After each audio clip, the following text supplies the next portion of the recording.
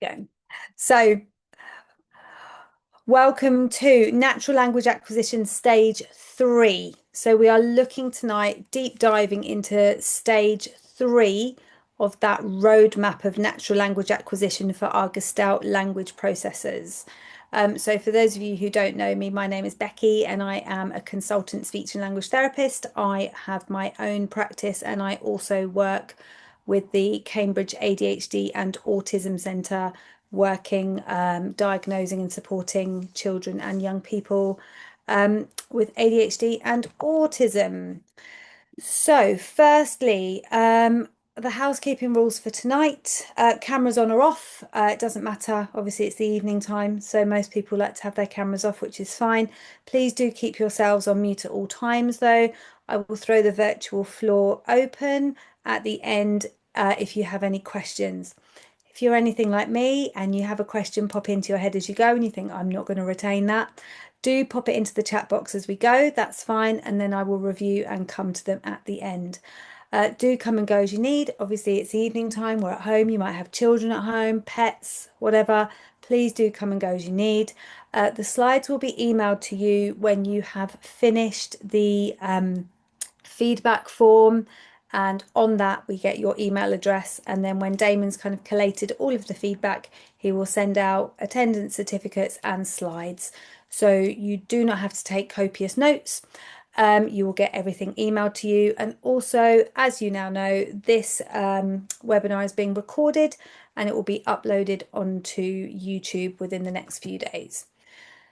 As you may know by now, these webinars are hosted by the Reach Out Early Years Stronger Practice Hub team that comprises of Damon, Victoria, Jess and Lisa. And this evening we've got Damon and Lisa online with us. So thank you to them for coming. Stronger Practice Hubs, there are now 36 of them across the UK, which is very exciting. There were 18 up until May last month, so that's very exciting. We've doubled now. And the role of a Stronger Practice Hub is to support early year settings of all sorts to improve outcomes for children in the local area. And that's across the early years foundation stage. Our lovely hub is based at the Barn Nursery School in Greenstick Green. And it's funded by the DFE as part of the Best Start in Life strategy. One thing that you can all access all the time is the Education Endowment Foundation Early Years Evidence Store. So this is an online resource where you can go and have a look at all of the latest evidence to back up your practice. So that's useful if you're a new practitioner, but also if you're a really experienced practitioner, because all of us in our careers, when we've been doing something a long time, we can fall into that trap of doing it the way we do it because it's the way we've always done it. And obviously that doesn't always give the best outcome. So there are sections, amongst other things, on the early years evidence store on communication and language. So you can see at the bottom there are sections on vocabulary, language, reading, and within those, if you click in, there's lots of lovely little videos, tutorials on things. It's really, really accessible and quick. And the other one that in my role I really like is the personal, social and emotional development. So again, looking at feelings, modeling them, social communication. So they're the two that I really, really like.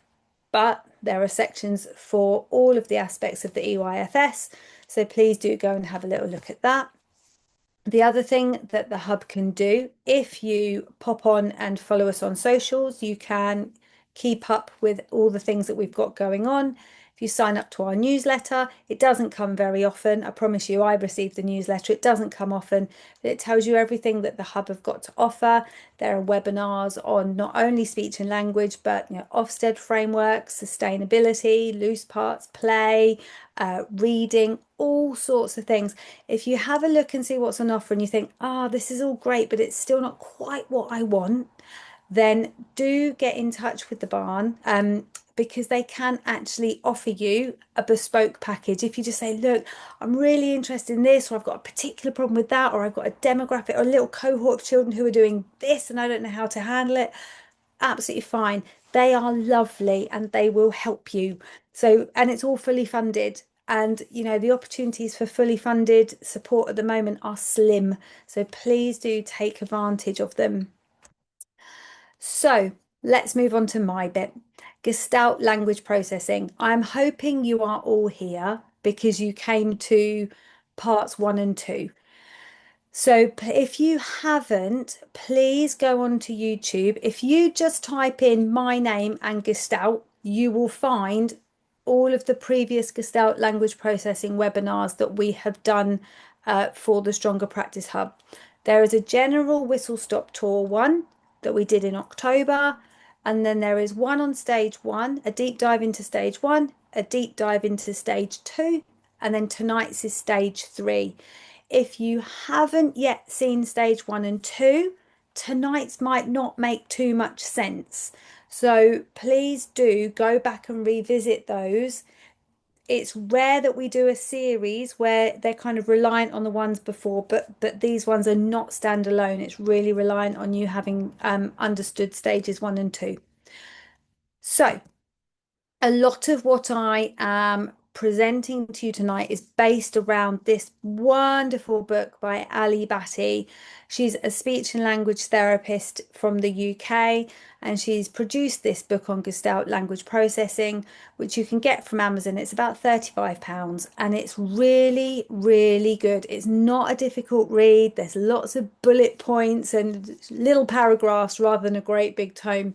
So if you're going to buy one book on Gestalt language processing, please make it this one because it's full of tons of practical tips and it's such an easy read. It's so good for all professionals working with children who are acquiring language in this slightly more unfamiliar way.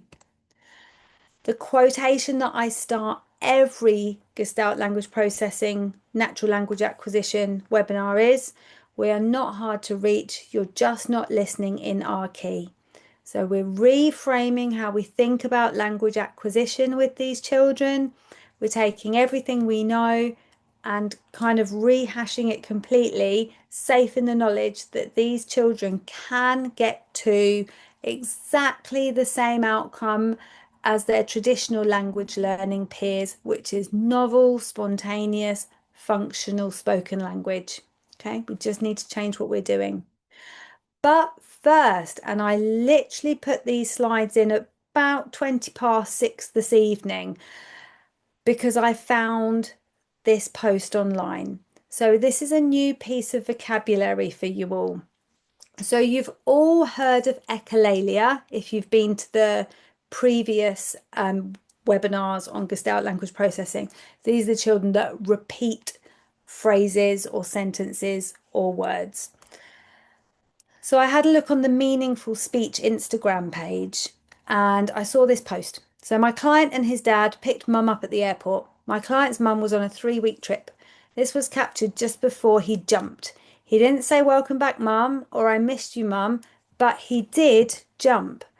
And his jump in that exact way meant he's happy. And it actually came from a media clip. That particular type of jump was linked to a super, super happy moment. And your new piece of vocabulary for this evening is echopraxia. So it's communicating a gestalt without words or verbal language. Okay. And we talked about this a little bit when we deep dived into stage one. We were saying that gestalts can be in any modality. They can be signed, they can be gestured, but they can also be whole body movements, like a particular jump in a particular way. That can also be a gestalt. And the term for it is echopraxia. So praxia being movement instead of lalia being language. So echopraxia is a repetitive movement that communicates. So it communicates with the body, and that exact jump in that exact way meant that he was happy. And because his parents were really tuned into the notion of Gestalt language and Gestalt movement in this case, they could interpret that as the child being super, super happy, and it meant the world to his mum.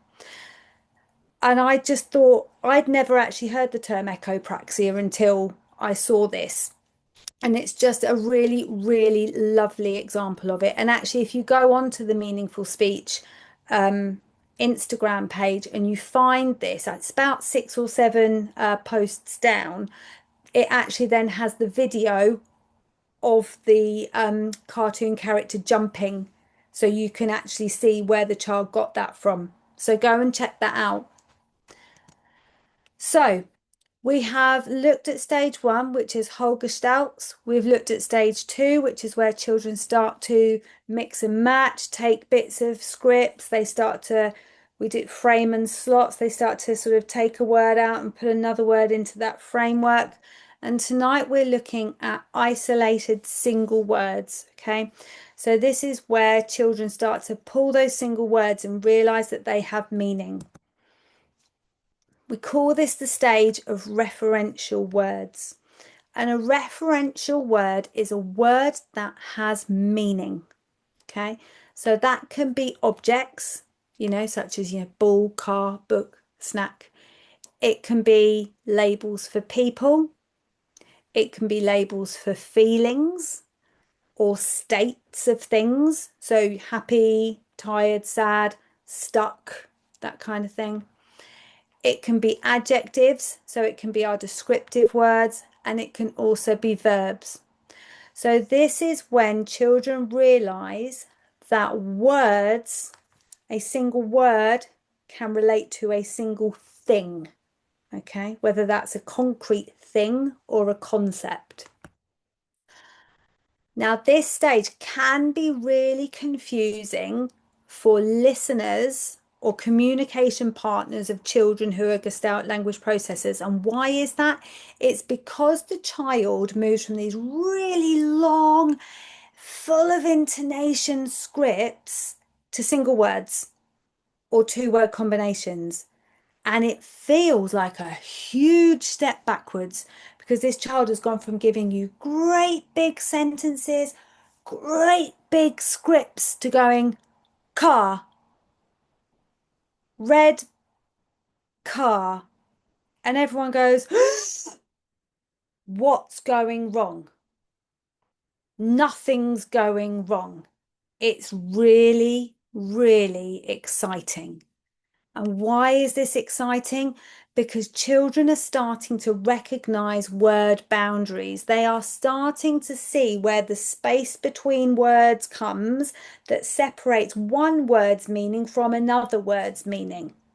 Rather than giving you whole strings, they're starting to be able to pick bits out and go, this word here relates to this thing here, whether it is an object or a colour or a state or a feeling or a person.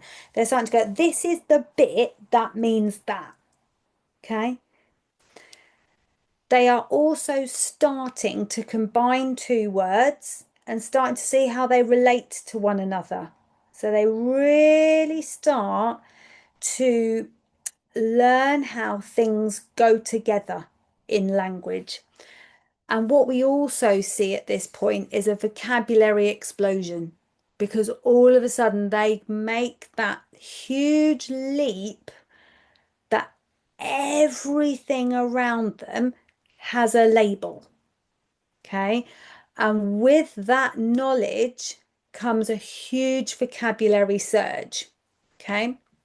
So it's really exciting, even if it sounds clunky, slow, minimalist compared to those long strings they were giving you before. How do we know when a child is entering stage 3? We will see this apparent reduction in spoken language, and it's really important that you don't panic. And what also can happen is that intonation can really, really reduce, and that actually children can become quite flat. Because what's happening is when they learn a whole gestalt, when they give you a whole gestalt, it's really intonation full. And when that gets trimmed down to single words, there's less space for intonation and it becomes less reliant on intonation. So actually it swings wildly the other way and things sound quite flat. Potentially there can be quite long gaps between words because children are now processing actively what the words are doing and whether they go together and whether they don't. And they're really starting to build that language in a way that's really different to how they've built it before. Okay. And the child might start to really examine everything in quite a lot of detail. You might get a lot of pointing, a lot of looking, a lot of slowing down and examining. These are children who learn in wholes. And for the very first time in stage three, they're moving slightly away from that into looking at the parts. So everything slows down because it's a huge cognitive shift for these children. And that takes time and thought. Sometimes it's not easy to tell, but the litmus test for absolutely knowing that stage three is underway is when a child starts to create word plus word creations with their newly isolated single words. When they start to combine them, what we're doing is entering bottom-up processing for the first time. So we know, don't we, that our traditional analytic language learners learn by taking a word, bolting a word on, bolting a word on, bolting a word on, and making a sentence. We know that our Gestalt language learners do it the other way round, and they take big chunks of language and trim them down. Now we're at the stage where they've trimmed down to the unit of a word, and they're now starting the bolting on part. So they're now starting to kind of, mimic what an analytic language learner will do, and they're starting to enter that bottom-up processing for the first time. So it's really, really exciting. We might also see more flexibility in their stage two gestalts. So thinking back to all of those things that children do in stage two, so all of that trimming, that framing and slotting, that mixing and matching, we might see more flexibility within that. You're going to see, pushing into single words and 2-3 word combos, but you're still going to have them sitting at stage two. And what you're going to see is that mixing and matching becoming a little bit more flexible, a little bit more complex, perhaps. There may be a fast leap into stage four, which we're going to cover next time. You might start to see 3 and 4 word combos come quite quickly. Okay. And you might have new longer utterances that are not stage one gestalts. But remember, confusingly, a child may still be acquiring stage one gestalts.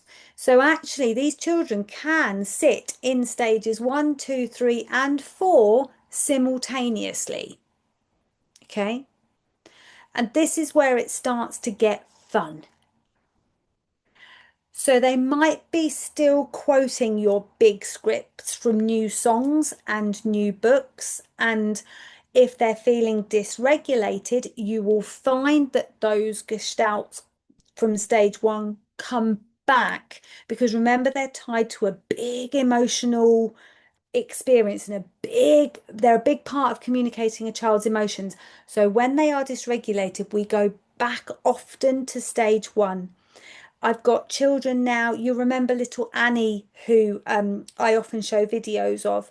She is just coming to the end of reception. She is shattered. So she's easily stage 5 or 6 now. But we're seeing a lot of stage 1 at the moment because she's tired. School's getting trickier, and we're seeing a lot more scripting, which is her communicating to us. I'm quite dysregulated actually, and I've had enough. Okay, so you have children who can sit and move between stages 1 and 4.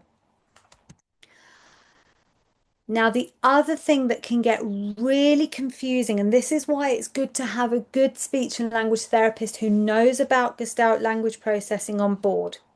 Some single words are stage 1 gestalts. Okay. Now, these single words are rigid, they are inflexible, they're tied to an emotional experience, and they are not a referential word. Now, my little note that I've put here to me as an example is I think I've told you before, I've had a few little people who I get one of the wooden pegboard puzzles. And as part of my sort of making them like me at the start of therapy, I go, chew. And I sneeze all of the pieces onto the floor. Most children find that absolutely hilarious. And I have a little lad at nursery who just walks around going, chew, when he finds anything hilarious, or if he wants you to do something funny. Okay. That's not referential. That does not mean a sneeze. That means do something funny. So that is a stage one gestalt. Okay. Because he's using it to tie into an emotional thing. That's never going to get bigger or smaller. It's going to change. It's going to stay as it is. He says it in the same way every time. And it is linked to that feeling of do something funny. I love it when you do something funny. And it's never combined. Nothing ever happens with it. Your stage three single words will be ones that are said with varying intonation depending on how we're using it. And it will be combined with other single words. So it's a word that's going to be used in conjunction with other things and flexibly. Okay. What you might see as well is children examining an item and kind of repeating the word over and over and over again, as if they're kind of programming themselves that this word means this thing. So you might see that as well. So very often I've seen people fall into the trap of going, oh, well, they're in stage three, but it's not necessarily stage three. You've got to be really, really knowledgeable of whether it's a stage one stuck gestalt, so a stage one single word that was only ever learnt as a single word, or a stage three single word that's come from paring down your longer gestalts. I hope that makes sense. It took me a long time to wrap my head around that when I was first learning about natural language acquisition. So I'm not expecting you guys to come away from that going, oh yeah, I totally get it. Great if you do, but if you're still feeling a bit woolly about that, don't worry.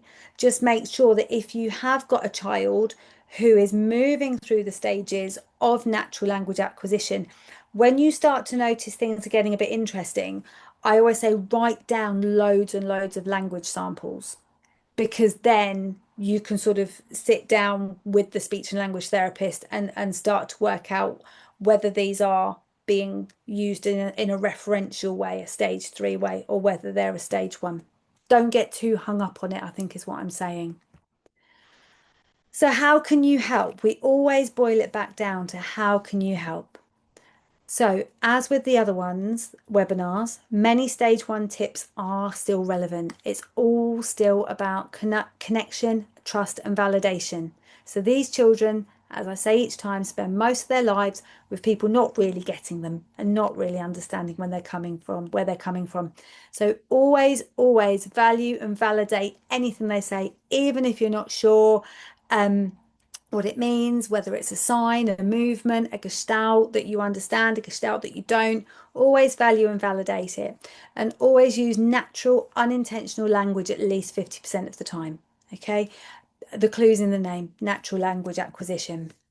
What we can also be doing is pointing and showing children objects, concepts, locations. We can start to combine them simply and across contexts. So this is where I think we start to feel like we can be quite useful. And the key models that you want to be using with a stage three Gestalt language processor are these. So the first things are single nouns. So nouns are our person, place, or thing. Single adjectives, so our descriptive words. And then when you start thinking about combinations, noun and noun is a good one. Adjective and noun, noun and adjective, location and noun. Put noun twice, never mind. So we're just thinking about those basic combos. At this stage, grammar and word order do not matter. So if a child comes to you and they've given you two words like car, red, we know that the word order should really be red car. But at this stage, it doesn't matter, okay? Because what the child's doing at the moment is just learning, do these words go together? In stage 4, they will start to sort out the word order. So please don't sweat word order at this point, okay? It's really not important. This is not the stage for grammar.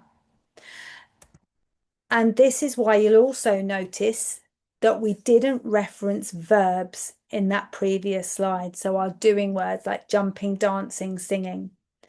So verbs are really reliant on grammar, okay? Really reliant on grammar. And at stage 3, as I've just said, we're just working on what words mean what and which words can go together. That's it, okay? Which we call semantic relationships, which words can belong together and which words can't. And verbs rely on a lot more than that. And actually, I took the quote from Ali Batty's book directly here. I don't normally do that, but she described it so well. I thought there's no need to reinvent the wheel. So a stage 3 GLP who's just become referential does not need that complexity and pressure at the moment. We want to make their lives easier by focusing on concrete referencing in the here and now. Okay, so verbs are going to crop up in that other 50% of natural language that you're going to be giving the child. I'm not saying never use verbs. Okay, use them, completely use them. If you're doing, if you're happy, you know it, clap your hands, absolutely use verbs. It's fine. But when you are intentionally modeling, just go with nouns and adjectives and locations. Okay, that is more than sufficient for now. Verbs will come next time. So we are continuing to use songs, but we're being a little more referential now. So when we were using them as whole gestalts, we were just kind of treating them as that sort of frame and slot mix and match. We're a bit more referential now. So the wheels on the bus is still great, but you might be holding up a toy bus when you're seeing the wheels on the bus. So the child is knowing that the word bus relates to the item, the bus. If you're happy and you know it, clap your hands. So again, you can model that action clap, and hands and body parts is really good. Old MacDonald had a farm. So obviously this is great for teaching animals. So again, whereas before you were just sort of singing it, I would hold, and on that farm he had a cow. I would be holding up a toy cow or a picture of a cow. So the child can literally know that the bit that you go cow, that word is that thing. Okay, so you're really starting to make labeling a big thing now. And again, this is the way we brush it. It's all the ones that we did last time, but you're using it in a slightly more teaching words kind of way.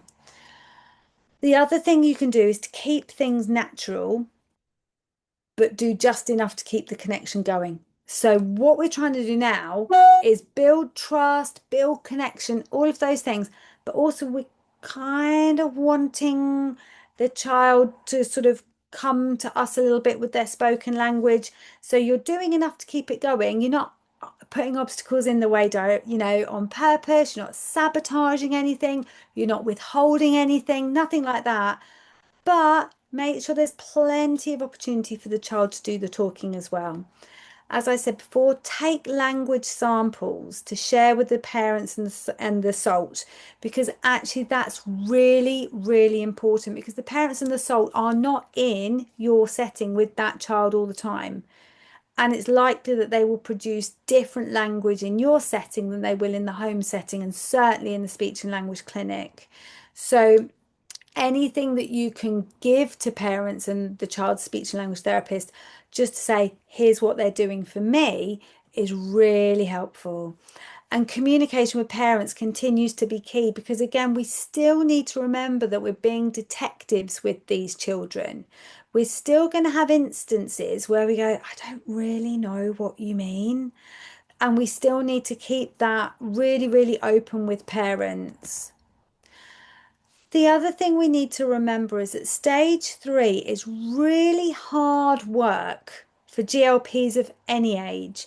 So obviously, we're talking about the littlies, but I'm working with like a 9-year-old where mum came to me going, nobody understands her speech. She can't, her speech sounds are off. And I assessed her and she's autistic. And I was like, it's not her speech sounds, it's that she's talking in these great big long Gestalts. And it's all coming out as one great big sort of script and a great big Gestalt. And actually it's running into each other. And that's the problem. And they were trying to work on speech sounds with this young lady. And actually, all we needed to do was work on trimming her language down, and then the clarity came. But stage 3 is hard work for however old you are, whether you're a 2 or 3-year-old Gestalt language processor or whether you're 9, 10, 11 or older, okay? Because it's the first time that child has started to use language referentially. And like I said, it is a massive cognitive shift. And all of a sudden, your brain is going label, label, label, label, label, label, label, label, label, label, label all day, every day. And it's really tiring. So if you are doing intentional modeling or intentional activities, no more than a 5 or 10-minute burst at any one time. And then some time just to go and be playing, resetting, because it's really hard work. Okay. And I think often that because they're talking in single words or 2-word combos, it almost looks like there's not a lot of content there. So we must push this and we must get more. But actually, this is the point where the child's language approach shifts absolutely seismically and they're going to be tired. So no more than 5 to 10-minute bursts at any one time. I say 5 to 10 minutes in the morning, 5 to 10 minutes in the afternoon is probably sufficient. So do remember, don't rush stage 3. Okay.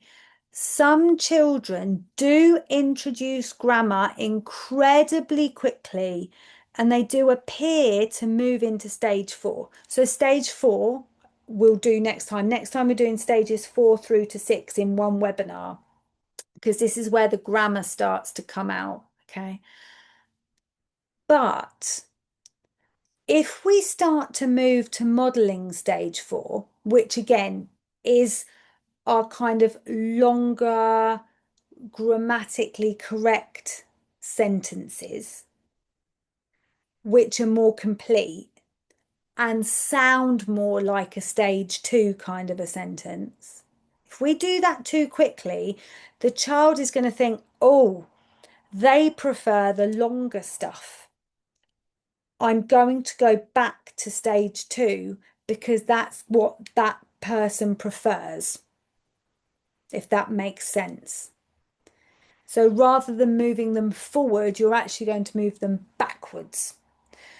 So meet them where they are at stage 3 and boil it back down when you're being intentional to what single words and 2-word combinations. Okay, don't be tempted to rush. I hope that makes sense. If you want clarification of that and the Q&A, let me know, because that's the other concept that can be a little bit tricky to wrap your head around. But by rushing too quickly and giving full sentences, you can actually push a child back. Okay, so don't rush it. Remember, it's exciting and it's hard work. Okay, so what comes next? Stages 4 to 6, original phrases, sentences, complex, and then finally complete grammar. So this is kind of the end of the journey, as it were, into sort of complete spoken language. I've put all of those in one webinar next time because realistically, when you're working with the littlies, you're probably going to get the majority of the children you see will be at stages 1 to 3. You might get the odd high flyer who's going to go 4 to 6, but you don't need it all in detail. So we're going to do in the next webinar stages 4 to 6 and kind of complete the deep dive through natural language acquisition.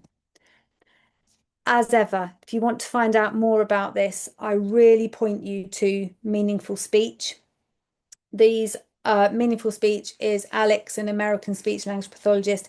She's devised the postgraduate course on Gestalt language processing that speech and language therapists should do if we're going to be talking about this. Neuro D EY teacher, clues in the name again, an early years teacher who works with neuro affirming ways. She's very good. And then all of these other ones are speech and language therapists in America or Australia who are a wealth of information. Please do look at all of these. You will learn so much. It's coming next. On the 16th of June, we are repeating my webinar on PDA.